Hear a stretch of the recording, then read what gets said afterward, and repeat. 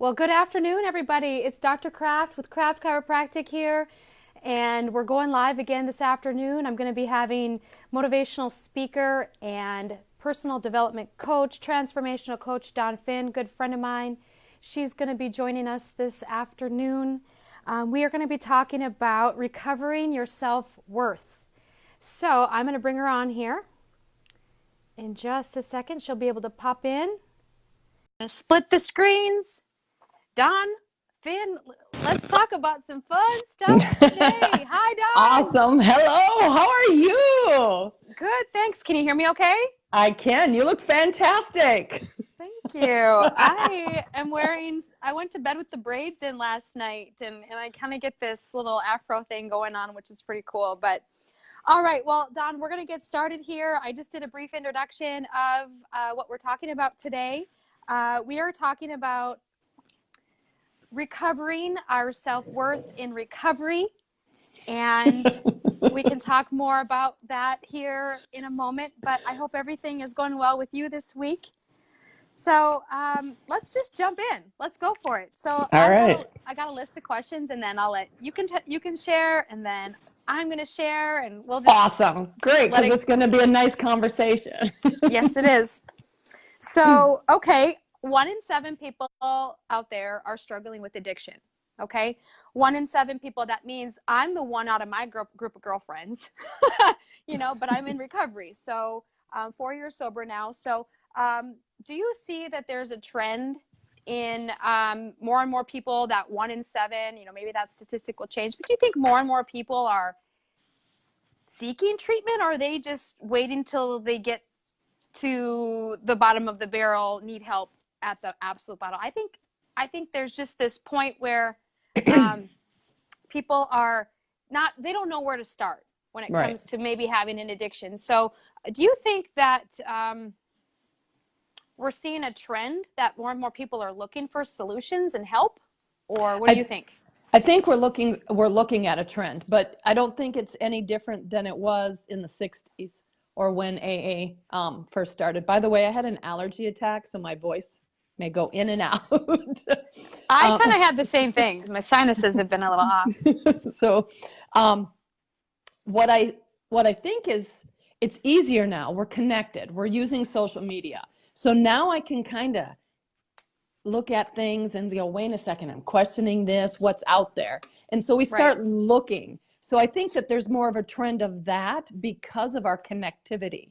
However, I just sent you a beautiful video.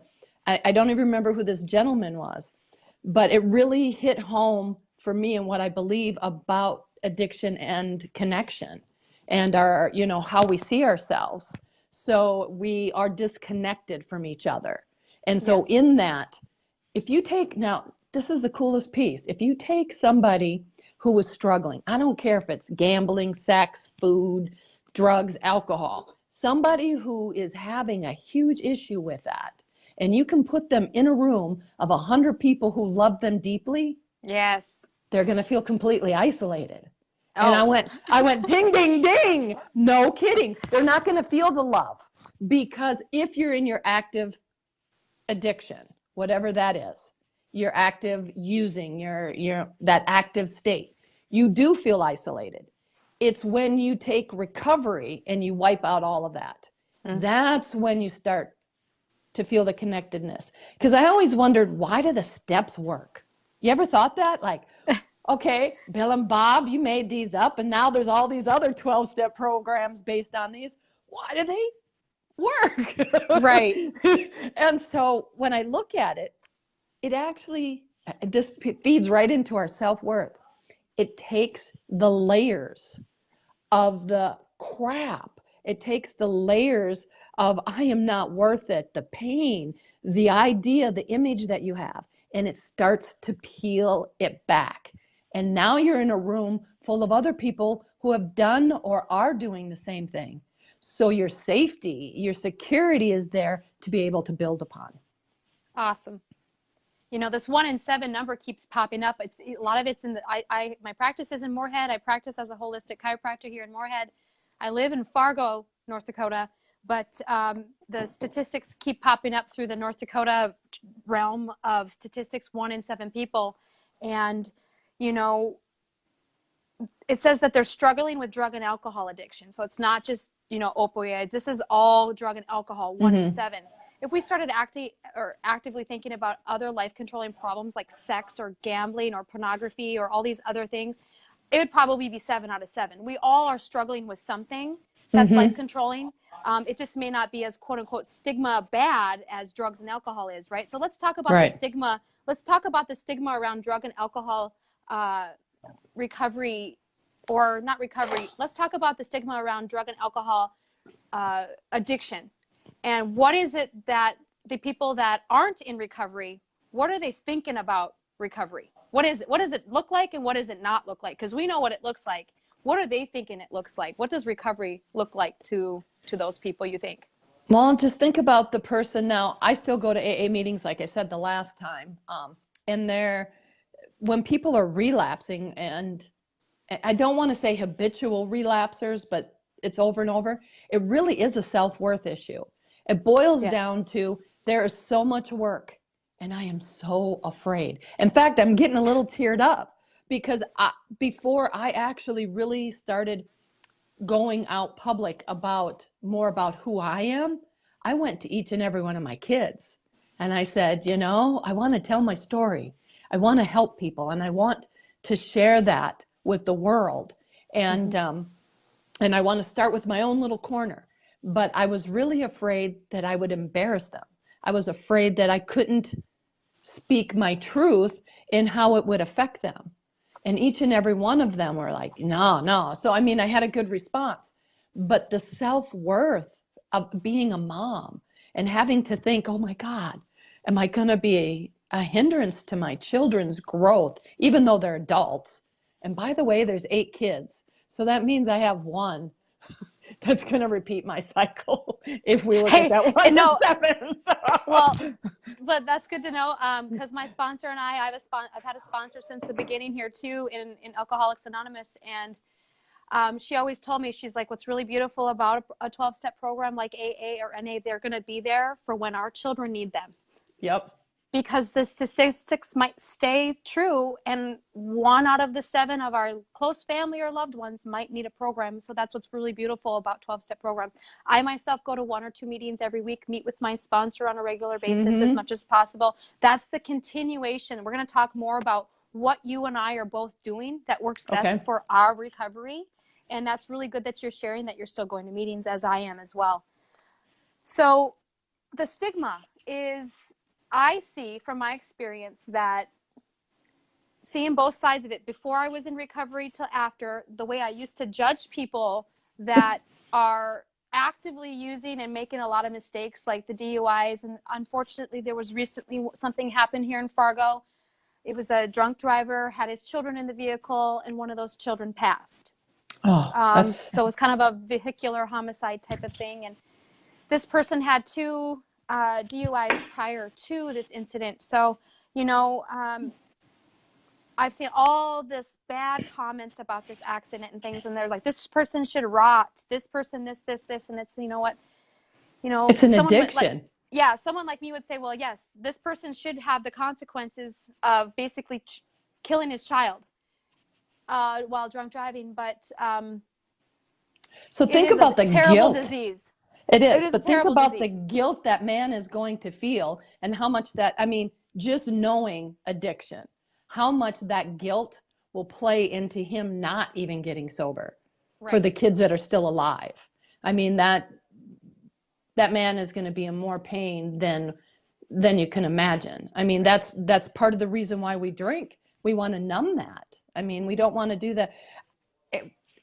On a more of a funnier note, think about when you were using. How many of us ever said, oh, hey, just go straight.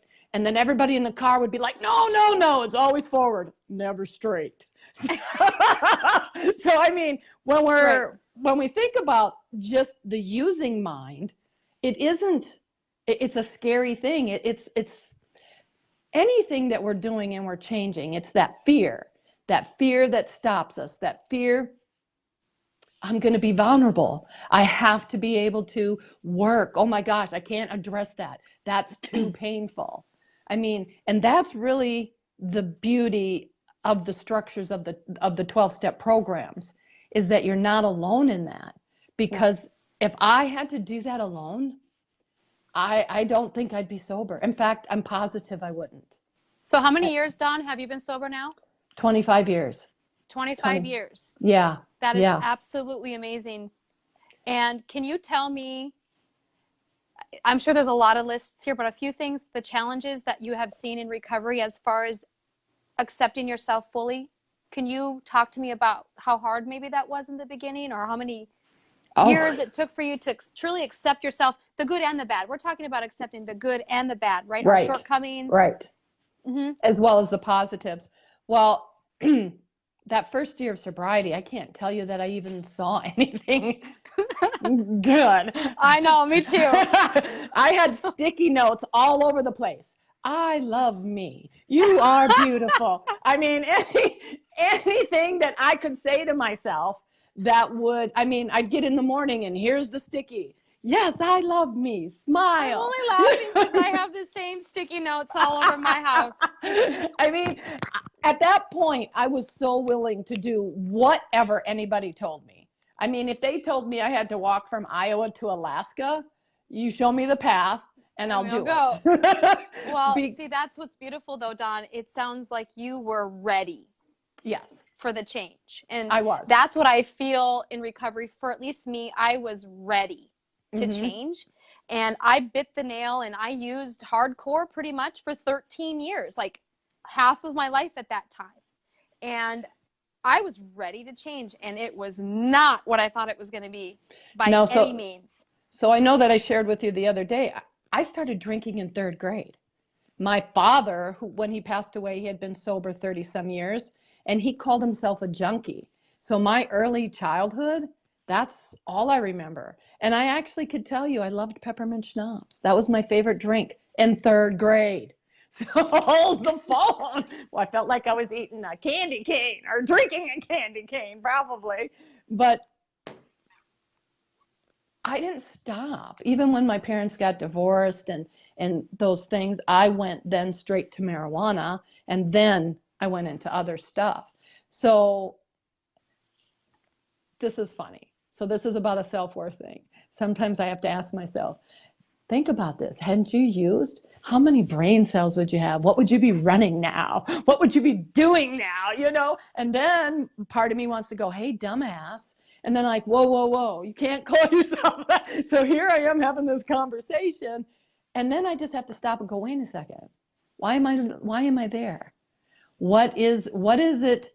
Because at that moment, I'm usually working on something. When that conversation starts, that internal conversation happens, I am struggling with something. And I've done that from day one to just 2 weeks ago. So, I mean, that doesn't change. What does change is the quickness to get into that conversation. And instead of beating myself up for 2 weeks or 3 weeks, you know, and then really feeding into that worthless feeling. I didn't get in an accident once while using. I hadn't even been sober 3 weeks and I trashed my neighbor's car and my car. And I'm not sure how I did it. I have no idea. But that message, see, what's wrong with you? Yeah. You can't do anything. And that was the harder message. And I want people to be clear that this is a great road.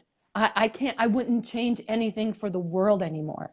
You know, at one point you think in your recovery, God, I wish I could change everything.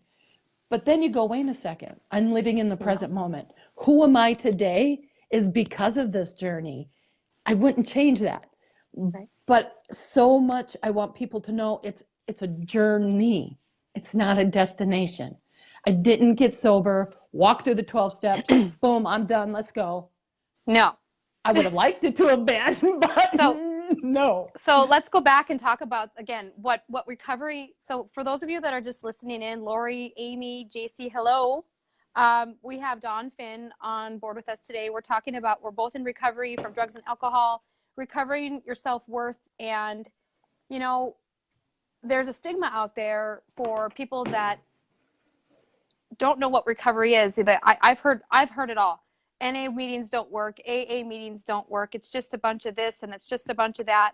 It's just a spiritual this, a God that thing. It does. To be very honest with you, when you're in it, you see all the goods of recovery and you see all the bads of recovery. But that's, again, the same things that we see in ourselves, the goods and the bads and the uglies, and we bring it all together. See, that's why not just I go to a variety of meetings in my Fargo community area. Because one just didn't work for me, and so then one is a women's meeting, one is a mixed men's and women's meeting. But sometimes I just like to listen to speakers. You know, I want to hear their journey and see if I can't glean something for myself or something that I can share.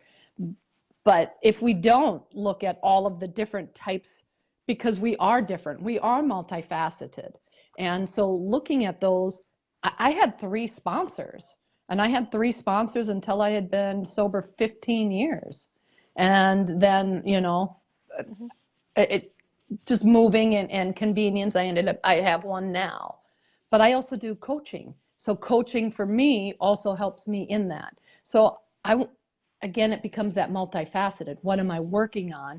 Where's my coach at? And what's my sponsor going to help me with in this section? Right. And it's the same thing like with me. You know, I have a psychologist I see on a regular basis. I have a counselor I see on a regular basis because I'm still constantly working on things. And I probably will be for the rest of my life, you know. And that's another thing we're going to talk about here about what people can do if they're struggling in addiction. In fact, when we're struggling in addiction, we don't want to deal with it. We don't want to look at it, or at least I didn't. And so can you talk a little bit about the denial factor as part of, we're going to laugh about this. Can we talk about how destructive denial can be when we're struggling with drugs and alcohol specifically? Wow, that actually happened to be part of our topic on Wednesday night. That one probably makes my heart heavier. It's crazy. It's easy to share where I came from, like my family. Oh, I drank at 3rd grade, you know, that type of stuff. But the denial and the things that you do to be able to continue that lie. And so I can't remember her name. She was just in Concordia, Barbara Brown, I believe it is.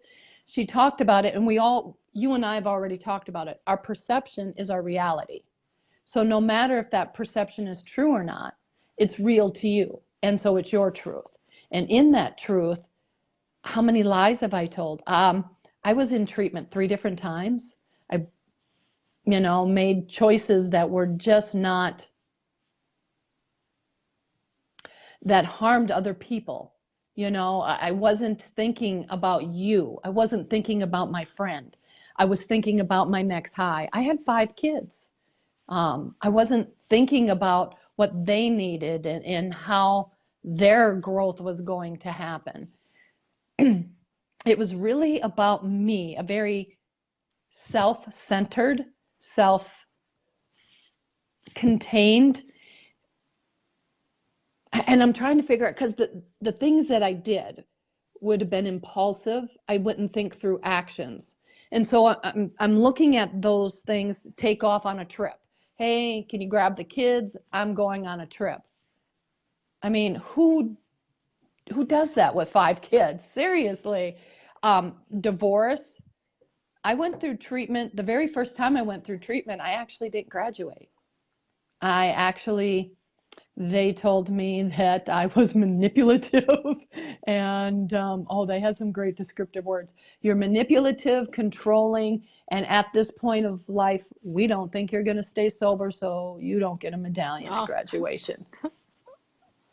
Okay. More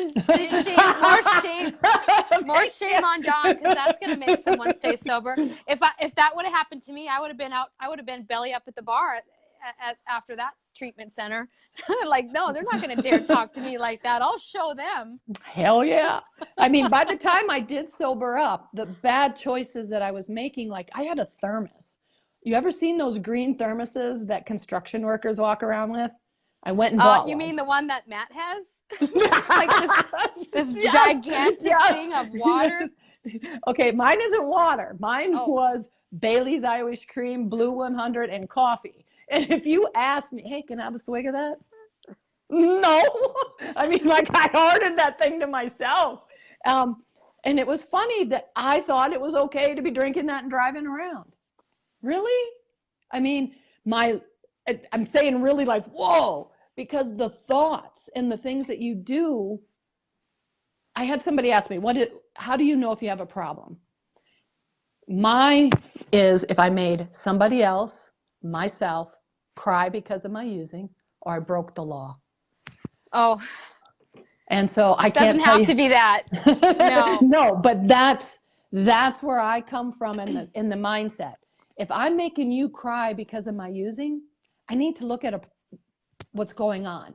But if I really make myself cry, oh my God, there's something going on. Well, and then talking about denial, though, specifically, like for me, I was in treatment 9 months afterwards, didn't go to a meeting. Ooh. That's denial. Okay, there was a woman in a meeting on Wednesday night, hasn't been to a meeting in years. She's like 39 years sober, hasn't been to a meeting in years.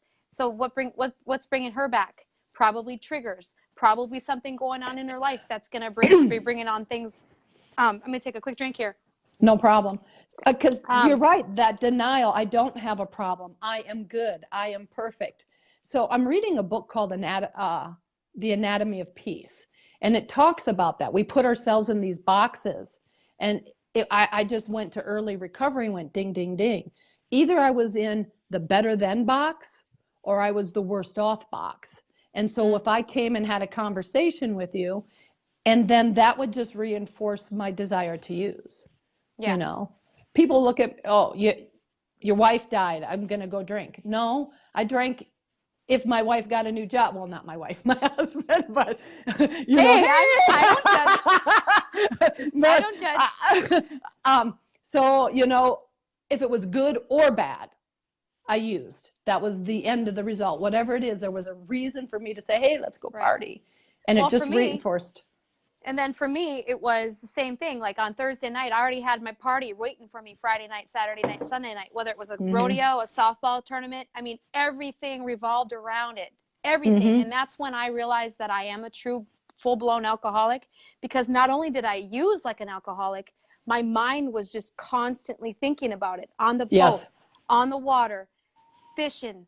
I can't hang out with that person because I won't be able to drink or I won't be able to use. You know, and I didn't have that problem because all of my peoples did the same thing. So, that's going to make us jump into the next session here about hanging out with people that truly love you and all of you. And we're talking about whether they're friends in recovery or not. So let's talk first about, we're going to, just watching our time here. We talked about connection and transformation last time, Dawn.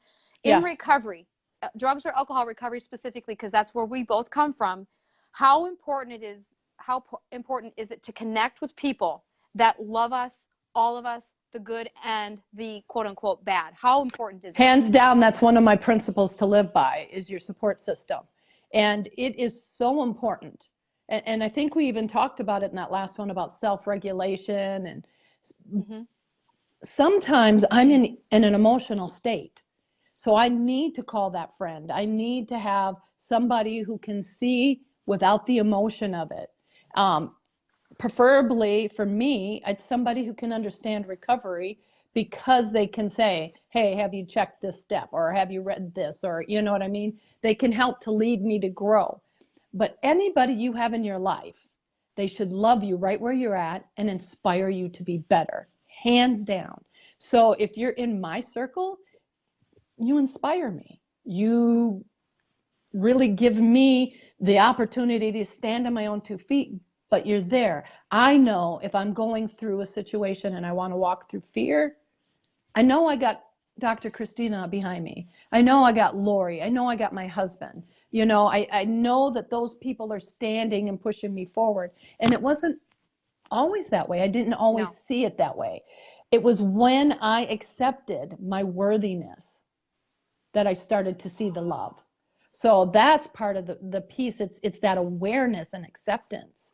Right. Once you start to flip your switch and your thinking patterns, Now you can feel the love. Now you can see those people who have no ill intent. You know, the meetings even become more colorful and just more exuberant. I mean, for me, it's like, whoa, it's a flush.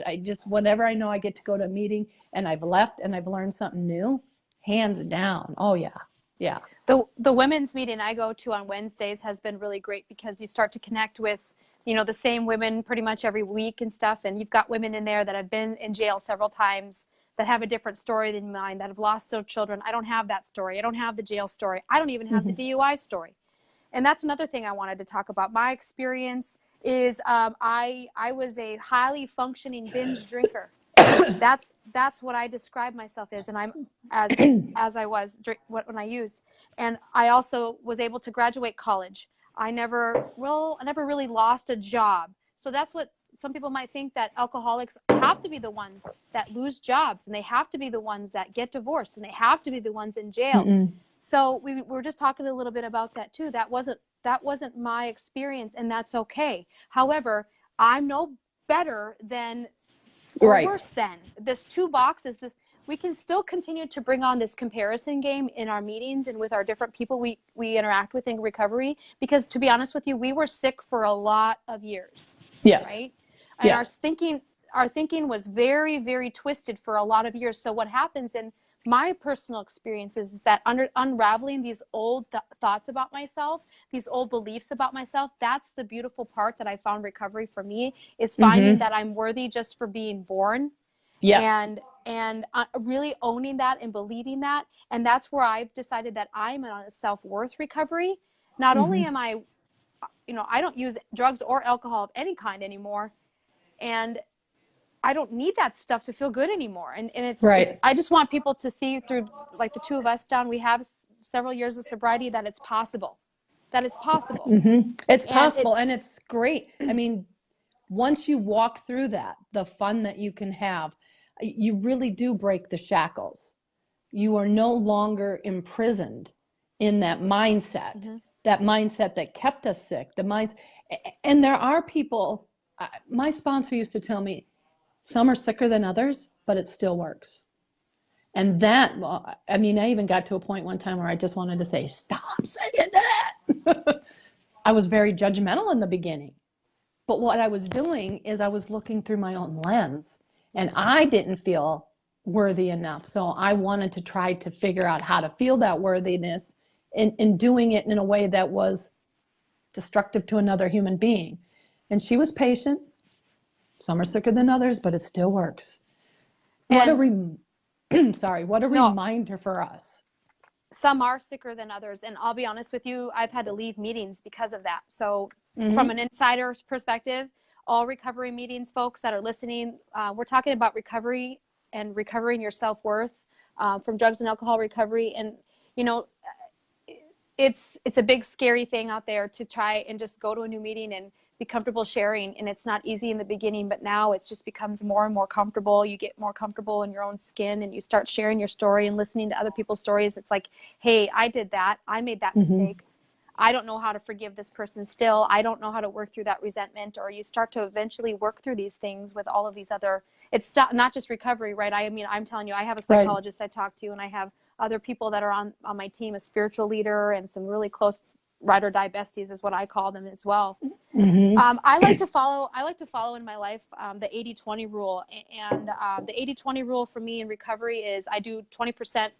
That 20% is non-negotiable. The 80% of the things that I need to do to stay sober are like, okay, whatever. But the 20% for me is a very tight group of things, and I'll kind of describe them a little bit. Meetings is in that 20%.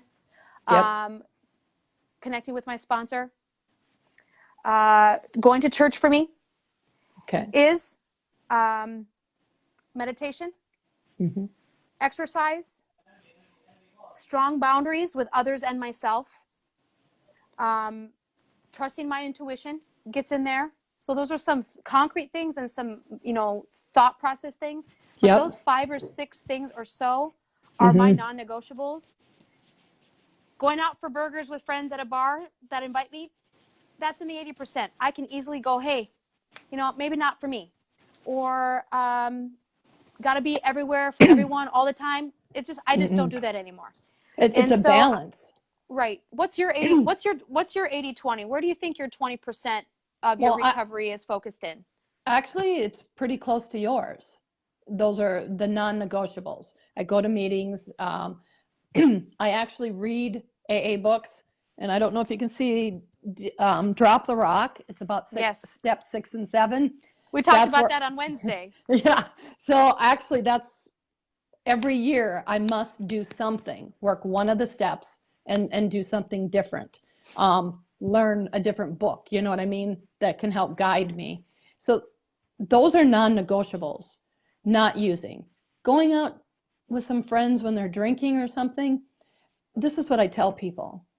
Don't not invite me. That hurts worse. And I have the choice to drink or not drink. And if I'm not comfortable at that moment to be with you and in that place, then I'm just going to decline the offer. But give me the choice. I just had this conversation with my counselor the other day about the thing I've struggled with the most is actually, I'm not even struggling with it. Like on a Friday night, I'm happy with being home with Matt.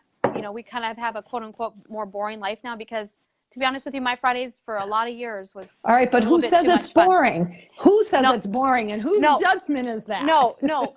What I mean by is, compared to what it used to be, it is very boring, but it's a good boring. Like she told me, she's all, you know, we don't have to judge that we're home at 5 o'clock on a Friday night enjoying ourselves, which is probably what I'm going to do tonight.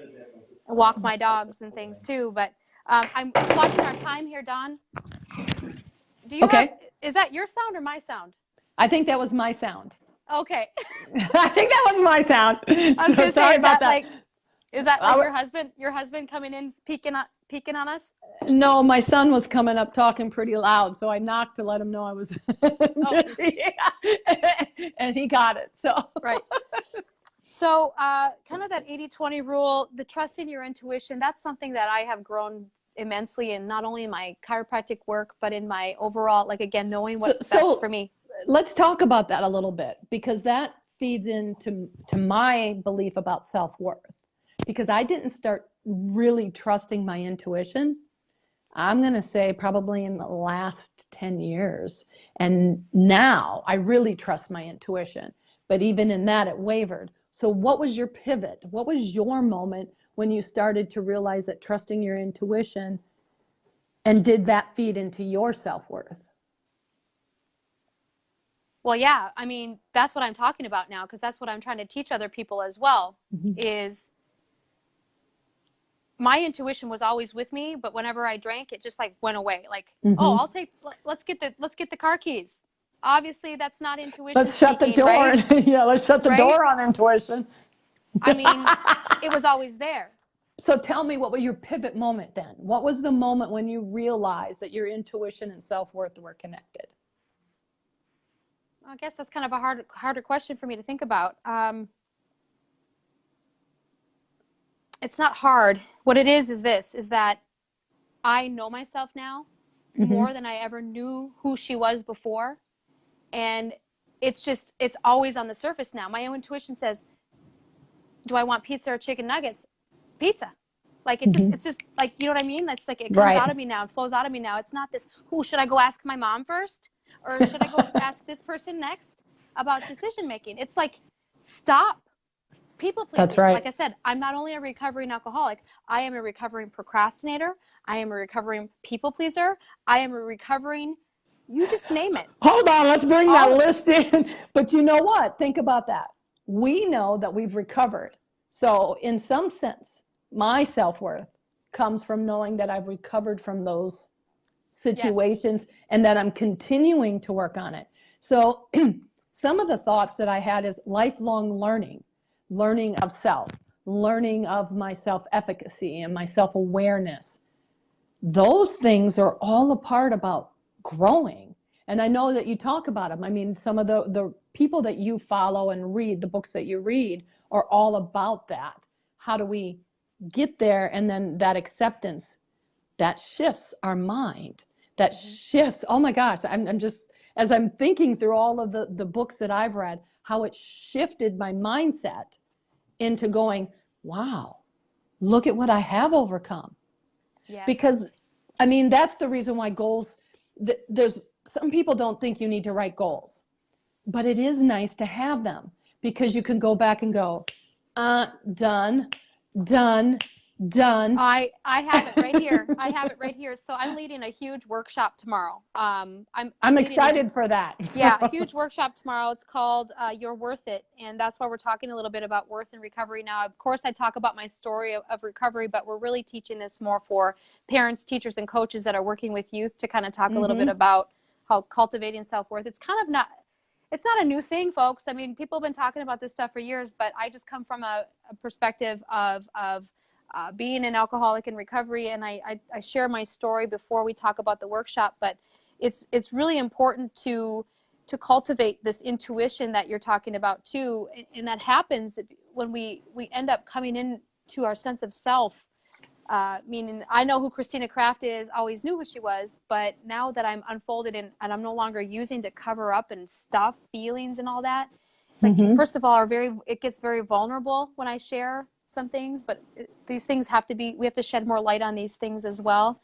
But right, we do. Then, like, I mean, most people, let me be very honest with you, there are people that I have that come into my practice that are in recovery that they don't want anyone to know. And I'm like, that's fine, you do your thing, that's fine.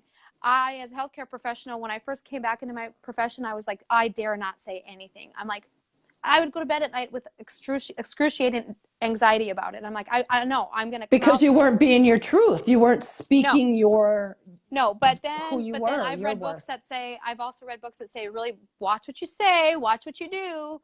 Don't piss off too many people because you are all apparently just this super spiritual guru now. No, I'm not. All I'm trying to say is that I'm trying to shed light on a subject that needs more light.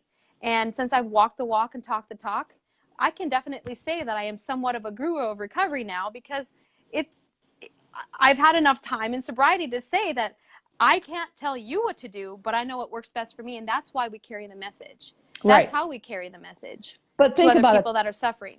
That lady that came in that hasn't been to a meeting, she's obviously suffering. People, again, as far as the 12 steps go, it's not trying to convince anybody. The 12 steps are there to peel back the layers and help you to get to where you need to be. But in that, my behavior is still, if I'm not going and I'm not using the steps, my behavior is still as if I was using. The only thing I'm missing is the chemical or the drink or whatever it is. And that space in itself is it's icky. It's not a good space to be in, because now you feel closed and you really feel like you got to hide. And when we don't stand on our truth. So now that's one situation. As a professional, I was told all the time, don't tell people, don't tell your clients. Oh, I think it's BS. I think it's total BS because, and I would stand very firm with that, because in order for me to get back to my profession, I had to disclose those types of things. And anyone that's out there, dentist, dental hygienist, medical doctor, thoracic surgeons, oral surgeons, if you have been to treatment and you want a license in your state, you will have to check yes. And you will have to go through a lot of things. So why? But look at how good you felt about yourself to even check that. Yes. Well, yes. And that's the thing. I disclose that because I also I have to still I have a 24-month period of time that I have to make sure everything is good to go while I'm practicing. See, there's a really great thing in the state of Minnesota. They want to make sure that health professionals like me are getting the help they need. Yep. And it's absolutely so amazing, the state of Minnesota. It's called the Health Professional Services Program. That if you if you are a cardiac surgeon and you have alcoholism, you better get help. And they're going to make sure you don't get a license until you get help. It's very serious. And I also want to shed the light on that too. There's people out there that are struggling with their addiction, practicing their healthcare. And I'll tell you this, I know what it's like to come from a health profession and struggle. And I just want people to know that if you go get help, you'll get your license back and you'll go right back to where you are, but you got to get the help that you need if you're struggling. And we're talking about the people that, like for me, for my last 6 months of recovery, I was really struggling practicing because I was in such a depressed state. I was in a very depressed state. That's how I ended up in recovery, is I was so depressed from the overall combination of the drugs and the alcohol and the mental health issue as well. So that's another thing I wanted to jump in on. For my particular instances, it's mental health and addiction. So let's talk about that just for a brief minute as well.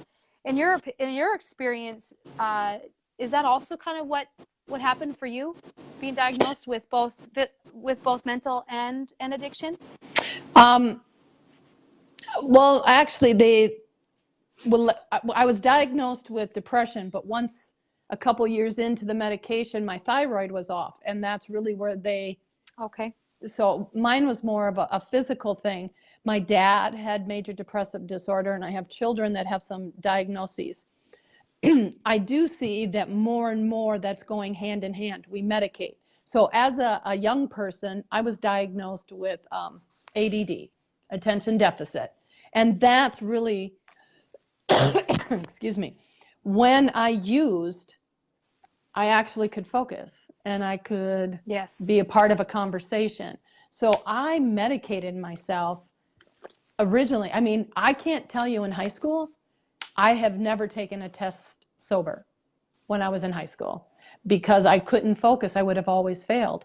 And I actually ended up quitting school, going back and getting my GED, and then going to college and taking those tests. Yay, I'm excited because magna cum laude, woo, shows up.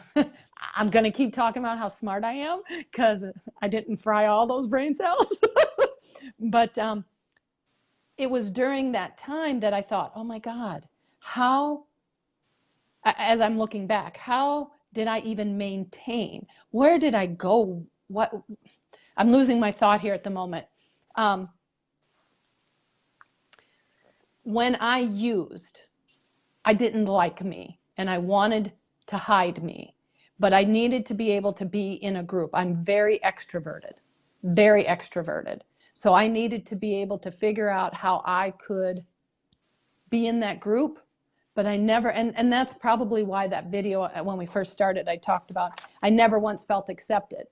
Now I have many friends who have been diagnosed with anxiety and depression and other female physical stuff too that controls their hormones.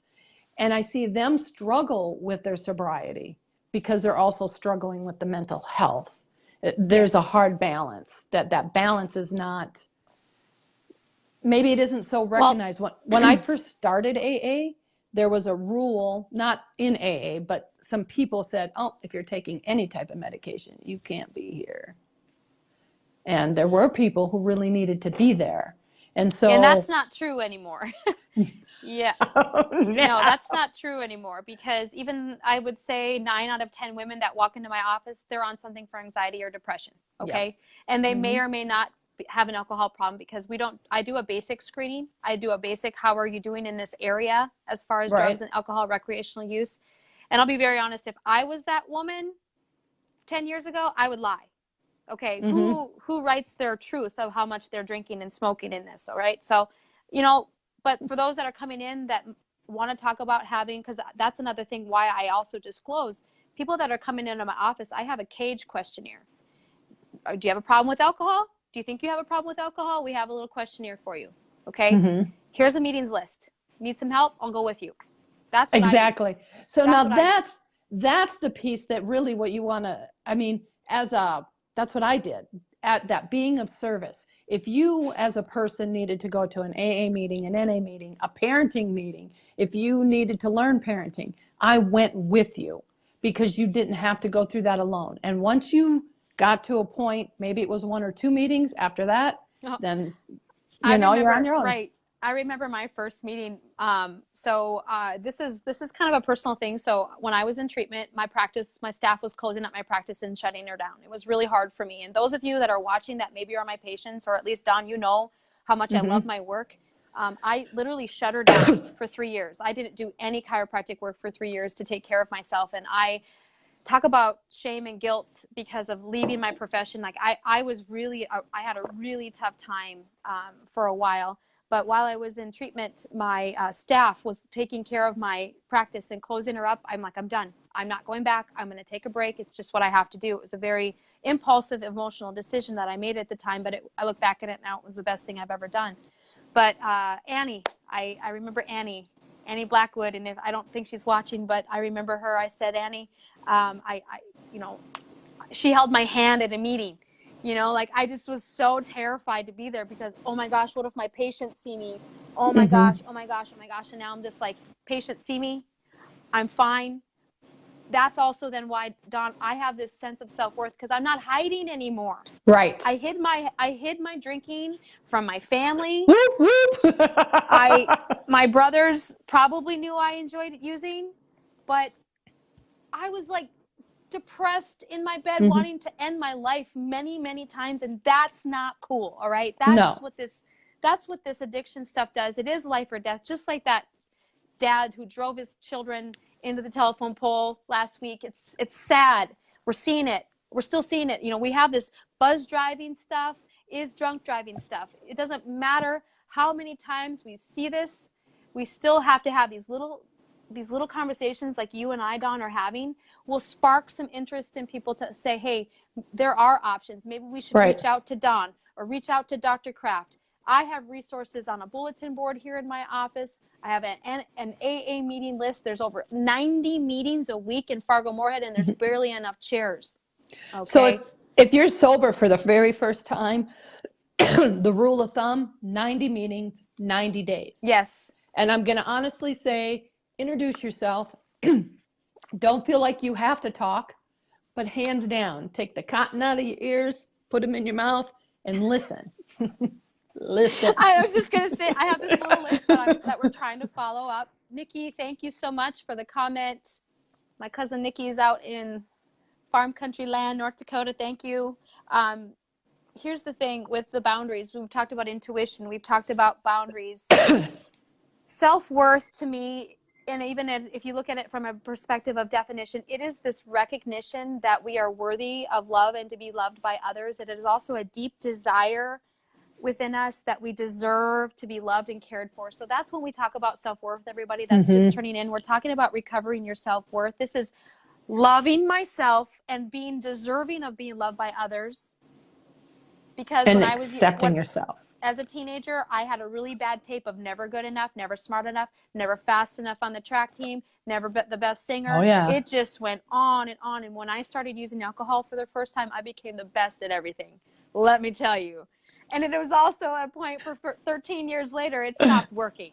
That's exactly. It stopped working. And then you're like, why? Christina Lee Kraft got a pretty big slap in the face. And my spiritual awakening was when I had a moment that I felt a spirit of some type, God, if you will, said to me, you're done.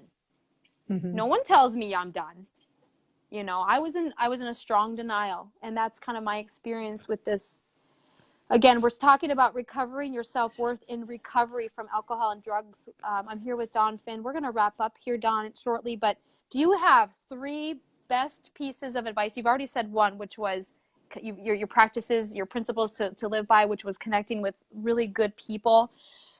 And you said 90 meetings in 90 days. You did say that one. But could you give our listeners that are struggling out there, if any of you are out there struggling with alcohol or drugs, specifically addiction, because that's the area that we're really talking about today, or they don't know if they're struggling, because if they don't know they're struggling, they're probably not watching this, because they're just going to be like, nope, I don't want to look at that. I don't want to look at sober people because I've already had to deal with that too. If somebody is suspecting, they're going to come across this at some point. And that's the piece. Because if we suspect, so even though it quit working for you in 13 years, for drinking for 13 years, you knew down deep before that there was an issue. Like you just didn't want to listen to it. I mean, I did. Probably at like age 20.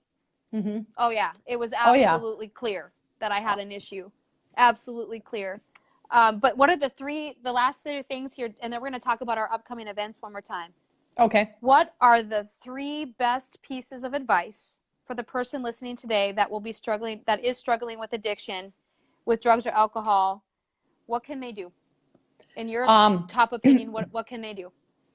Well, reach out to anybody, find it out. There's meetings that you can go to. So hands down, it's that connected. Just ask somebody.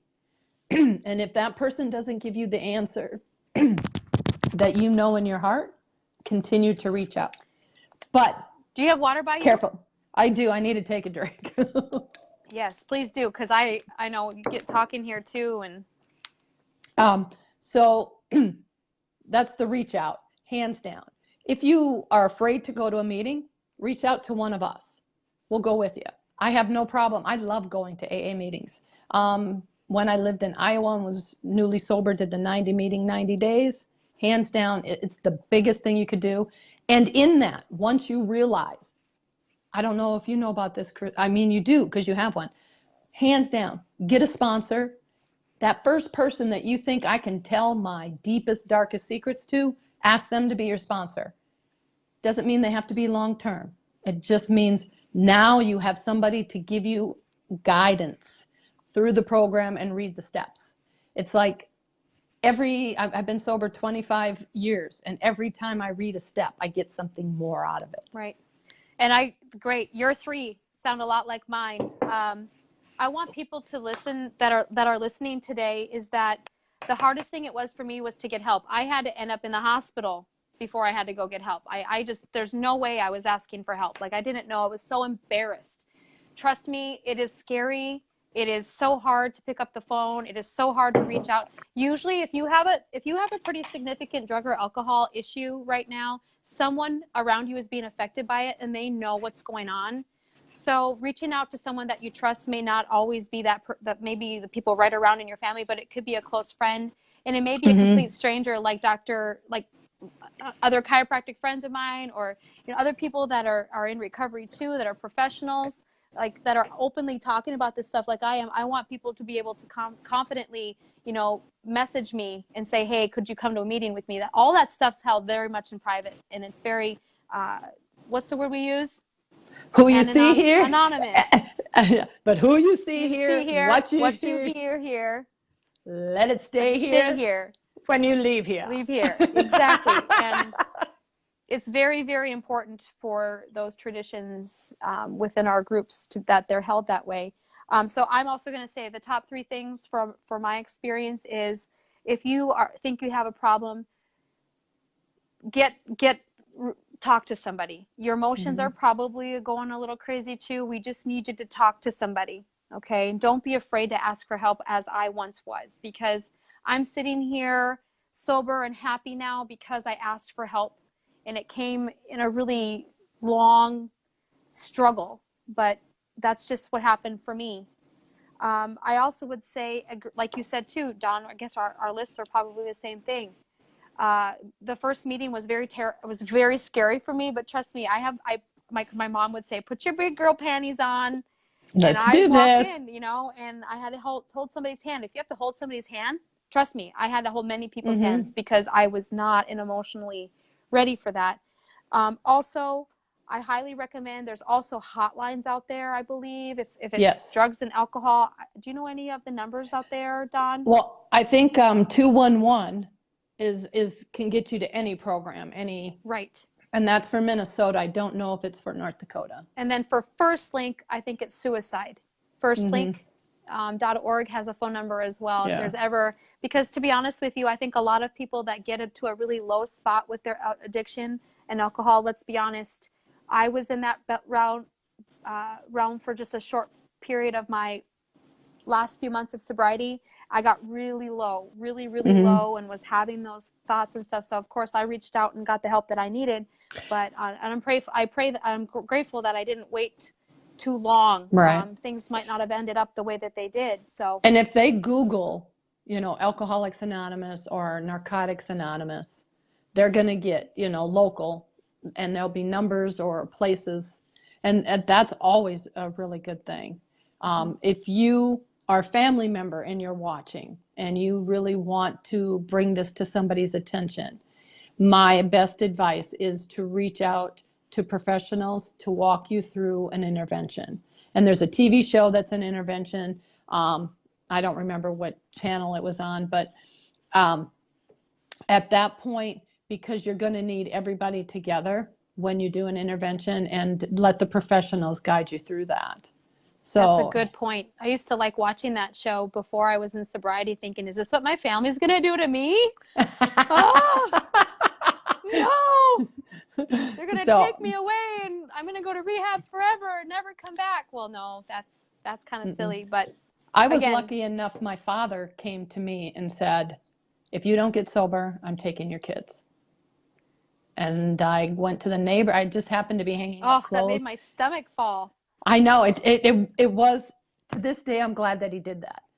I had a neighbor in Iowa, and I just said, hey, you wouldn't happen to know where an AA meeting is? And she goes, yeah, I'm going tonight. So the coolest thing in practice is when I get a brand new person coming in, okay, that's maybe, let's just say they're coming in with neck or back pain to my practice. And I don't know, it just comes out in the consultation sometimes. Oh, by the way, just so you know, if you ever have any issues or have a family member that is struggling with drugs or alcohol, I'm in recovery and I'm a resource. I just say it. It's kind of like me saying, okay, you're being abused at home. I'm a mandatory reporter, but I'm also a mandatory reporter to say to myself, just to share with you, that I'm also this person that is sharing this stuff, because I'm telling you,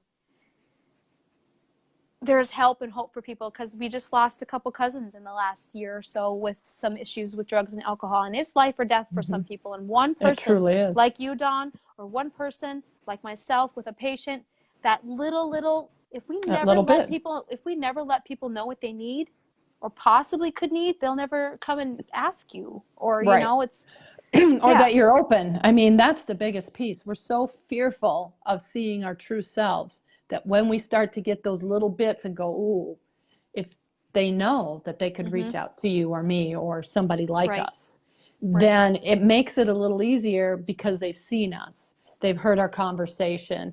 And so really, by doing these, I feel like we're coming into their home, we're coming into them personally, and they're starting to connect with us, you know, and that's the piece that I want for others. So, and I think real quick too, I could probably leave a link for it, but the FMA, since I'm in AA, Alcoholics Anonymous, the FM meeting list, if you type in Google fmmeetinglist.com or .org, I'll maybe just follow it up afterwards to find the actual meeting list. It's a PDF of all of the AA meetings in our area. The NA list, I think, is also on just another website as well. Okay, so upcoming events, Dawn, we're going to talk about, you and I are collaborating together. And you and I are going to be sharing a booth on May 11th. It's still a couple months away, or at least 6 weeks away. It's called the Holistic Expo. It's at the Yum Comp Center in Moorhead. It's a $5 admission to come and check out all the vendors that day. But Dawn and I are going to be splitting a booth. I'm going to be doing some hands-on screenings and some stress things that day. We're going to have a drawing for t-shirts that day. We're going to just have a great little space, sharing a booth. Yes, and I'm going to be there. I'm going to be visiting with people, and if they have a goal that they want to write or work on, I'm going to help them identify that and do that, write it down, and walk away with forward movement. Yes, so we're just going to have a nice time on May 11th at the Yum Come Center. It's the Holistic Expo. It goes from 10 to 5 that day. Tomorrow, I'm hosting You're Worth It at the Moorhead Public Library. We still have spots available. You can RSVP on Eventbrite. Otherwise, right now, I've ordered enough food for 50 people. So you can show up. There's going to be a light lunch at 12:30. Halfway through our talk, we're going to be talking about self-worth versus self-esteem. We're going to also correlate self-worth to physical health issues. Lots of fun. I'm going to share my story again in a different way tomorrow. Dawn, I can't wait to hear that. Yeah. Oh, and I'm going to record it. We've got Matt Graber, the significant other.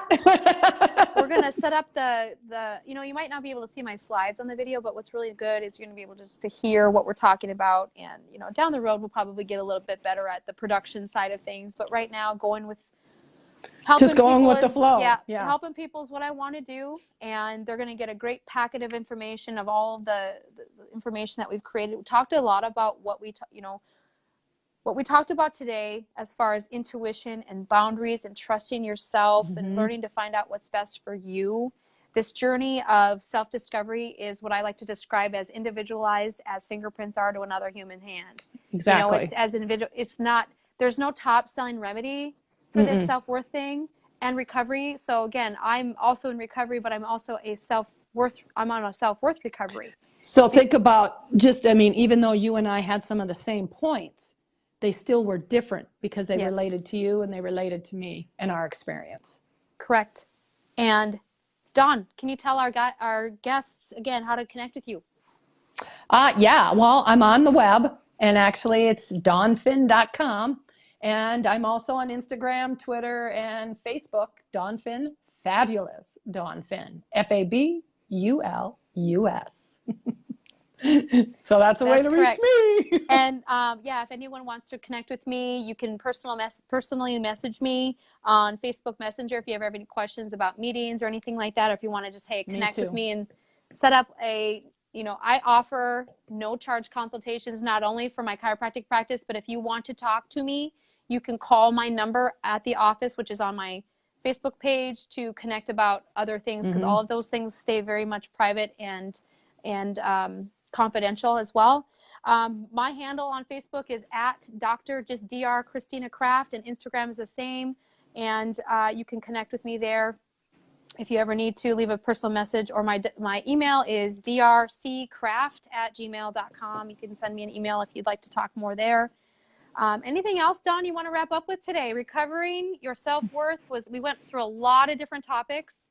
I'm just really excited to continue this maybe in the next couple weeks again. We'll go back and dive in specifically maybe on boundaries. Wouldn't that be a fun one? Oh, that would be a real fun one. So you know what? I think what I'd like to say is, anybody listening to this, leave a question. If you have something that you want to hear from us, just leave it for us to be able to answer at another time. I do want to remind people that this is a journey. Life is a beautiful journey. Just open up your heart to it.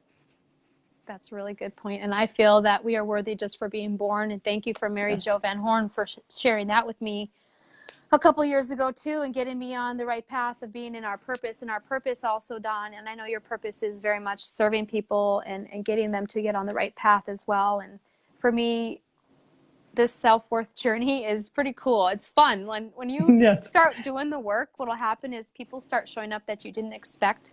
Exactly.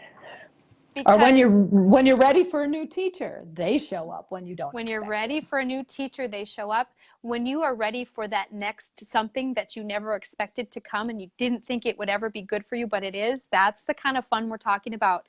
The universe starts opening up when we talk about this universe, schmurniverse stuff, right? This is metaphysical stuff.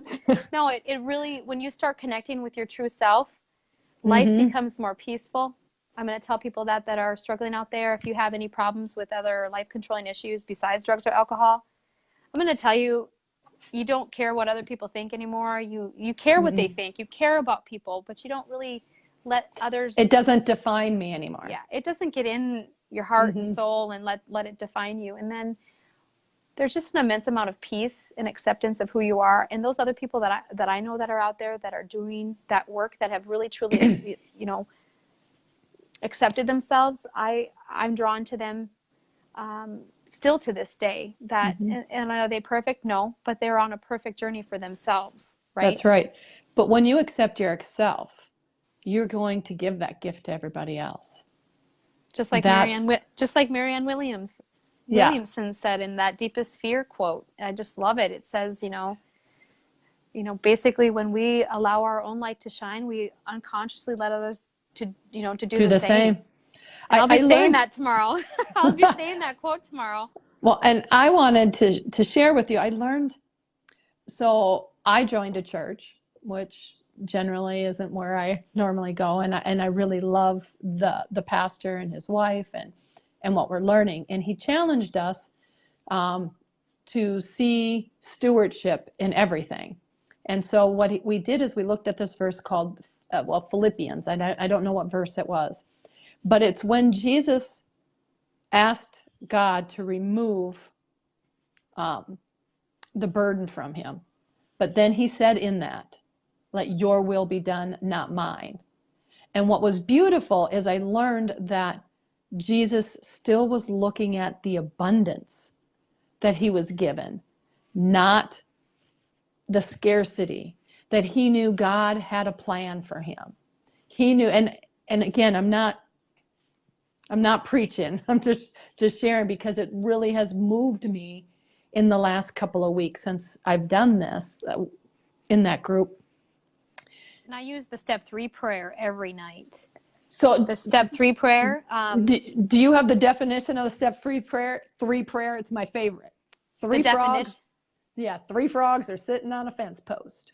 One made a decision to turn his life, his will, over to God. How many frogs are sitting on the fence post? 2. 3. Because all I did was make a decision. All I did was make a conscious decision that I'm turning my life over to somebody. And for somebody, it could be Buddha, it could be the universe, it could be angel, whatever your higher power is. I mean, because when I first sobered up, it was my kids.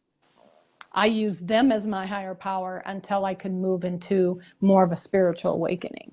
But all anyways. right, my friend. Well, we'll keep talking. So I think the next time we're gonna break it down a little bit and talk a little bit more. This was a lot about a lot of different topics, but I think our we'll break this down, audience, and we'll break down some more topics where we're not jumping around too much, because I know we can get going and start talking about a lot of different things. But again, tomorrow, You're Worth It at the Moorhead Public Library. It's free from 11 to 2. It's in the basement, the lower level community room. We'll have a light lunch provided as well. I'll be leading that. Dawn and I will be together May 11th at the Holistic Expo at the Yumcom Center from 10 to 5. That's still a ways away yet, but it is $5 admission to come and see all the vendors that day. DawnFinn.com. She's also on Instagram at fabulous.dawnfinn. And then if you want to connect with me, I'm on Facebook and Instagram at Dr. Christina Kraft. Dawn, thank you so much. This will also be up for, I'm going to record it. We're going to save it, download it, and it'll be available on both of our YouTube channels as well if you'd like to rewatch this. Other than that, Dawn, have a blessed day. You too, my friend. Thank you. And we'll see you again. All right. Okay. Bye-bye. Bye.